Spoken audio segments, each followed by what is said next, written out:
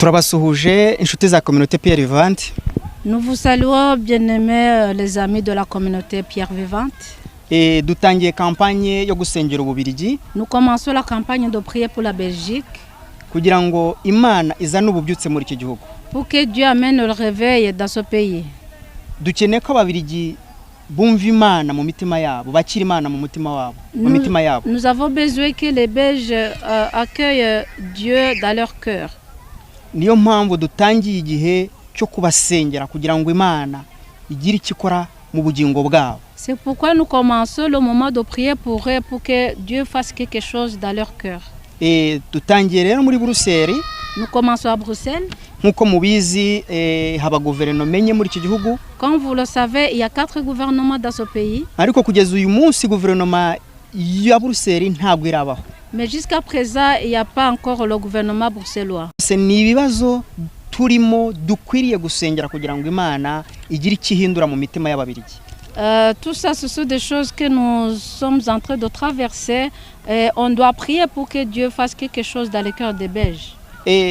Kuko ijambo ry'Imana rivuga ngo nimusengera abami n'abatambyi kugira ngo mubashe kuhora kuba mu mahoro. Parce que la parole de Dieu dit qu'on doit prier pour le roi et les sacrificateurs pour que nous puissions vivre dans la paix. Ayo mahoro rero iyo dufite abanyepolitike batafite amahoro mu mitima n'abaturage ntago bagira amahoro. Alors quand nous avons les politiciens qui n'ont pas la paix dans leur cœur et la population aussi ne peut pas avoir la paix. Turagira ngo dusenge Imana ikureho umujinya w'abaturage, umujinya wa Satani. Nous devons prier pour que Dieu enlève la colère de Satan. Kugira ngo haze ubumwe. Pour qu'il y ait l'unité. Abaframa, abavuga igifarama bumvikane n'abavuga igifaransa. Que les Flamands puissent entendre avec les Wallons. Ibyo bizazana urukundo rwo kubaka igihugu no kubaka ubwami bw'Imana muri bo no muri twe. Tout ça amènera l'amour et le fait de construire le royaume de Dieu entre eux et entre nous. Imana idufashe cyane. Turakoresha ibyanditswe biboneka, cyanditswe cya mbere dukoresha aba Filipe igice cya kabiri ku murongo wa 4 tugeze ku wa 5. Nous allons lire dans Philippiens chapitre 2 versets 4 et 5. Vous pouvez lire au nom de Jésus. Que chacun de vous, au lieu de considérer ses propres intérêts, considère aussi ceux des autres. Ayez en vous les sentiments qui étaient en Jésus-Christ. Amen. Dukeneye ko ababirigi bagira sentiments hagati yabo. Nous avons besoin qu'il y ait les sentiments de Dieu entre les sentiments d'amour.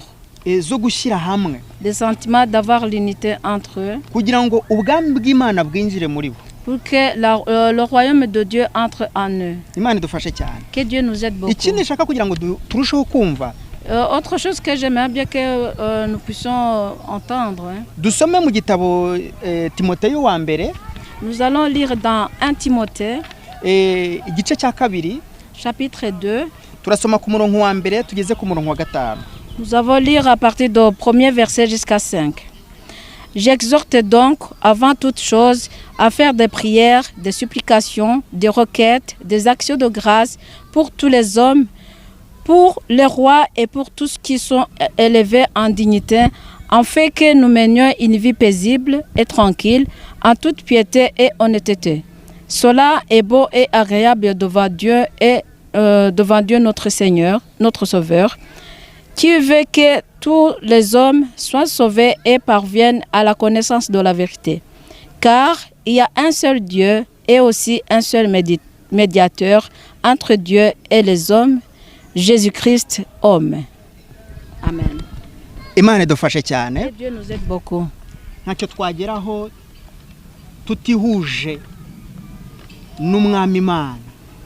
On ne peut pas arriver à quelque chose si nous nous mettons ensemble avec Dieu. Dukunda iki gihugu. Nous aimons ce pays.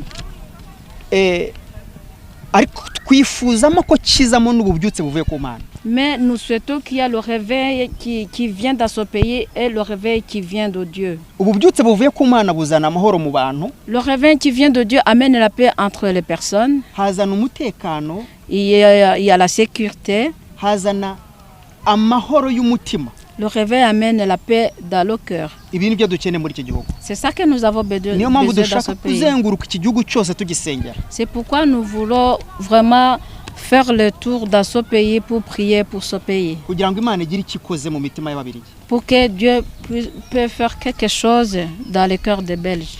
Ntago mubyumva. Vous ne comprenez pas ça? Tugiye mu buryo bw'umubiri.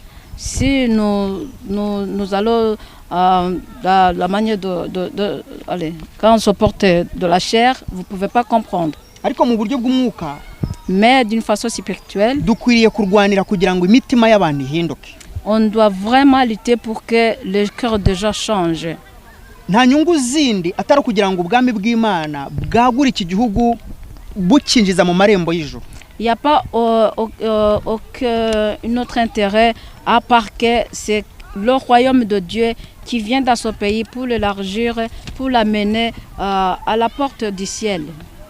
Niyo mpamvu hano ku murongo wa kabiri. C'est pourquoi ici au verset 2, baratubwira ngo ariko cyane cyane dusengera abami n'abatambyi. On nous dit vraiment de prier surtout pour les rois et les sacrificateurs. Kugira ngo aba bantu bagire umutekano.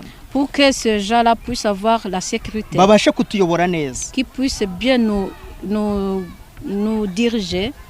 Iyo umuntu adafite amahoro, si quelqu'un n'a pas la paix, nawe ntawe yaguha. Lui aussi ne peut pas te donner la paix. Quelqu'un donne celui qu'il a. C'est pourquoi nous prions pour le pouvoir de ce pays. En commençant par le roi jusqu'au gouvernement fédéral. Jusqu'au gouvernement fédéral. Même au gouvernement flamand.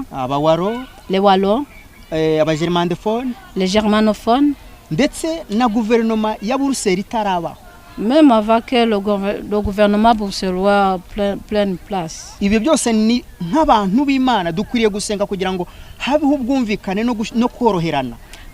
Tout ça, en tant qu'homme de Dieu, nous devons prier pour qu'il y ait la sécurité, la paix et le fait de se comprendre et de s'entendre. Que Dieu nous aide beaucoup. Nous allons prier. On va prier pour ce pays. Seigneur Jésus, nous sommes devant toi. Nous te présentons la Belgique dans les 4 coins de ce pays. Ce que nous te demandons, c'est l'unité. Qu'il y ait l'amour entre les Belges. Qu'ils mettent ensemble dans leur réflexion de construire le pays. Que tu les épargnes, ce qui amène à la séparation entre eux. Au nom puissant de Jésus-Christ. Je sais que tu es un Dieu capable. Ta parole vient de me dire que nous prions pour les rois et les sacrificateurs pour qu'ils puissent avoir la paix. Pour que nous aussi, la population, puisse avoir la paix. Je sais que tu es un Dieu capable. Tu peux toucher chacun de nous. Je te prie de combattre toutes les forces de l'ennemi dans ce pays. Ceux qui ne croient pas en Dieu, que tu lui donnes de t'aimer. Et ceux qui te croient aussi, que tu élargis en eux. Je sais que ta main touche partout. Nous commençons ce chemin que tu marcheras avec toi, Seigneur. Nous commençons à Bruxelles. Que tu nous aideras dans toutes les régions. Nous te demandons de construire le cœur de la population belge. Et même ceux qui viennent vers eux. Je prie pour les gens qui ont la faiblesse dans ce pays. Je prie pour les pauvres dans ce pays. Je prie pour les riches aussi qui sont dans ce pays. Pour que tu amènes l'amour entre tous ces gens. Au nom puissant de Jésus-Christ. Amen. Amen.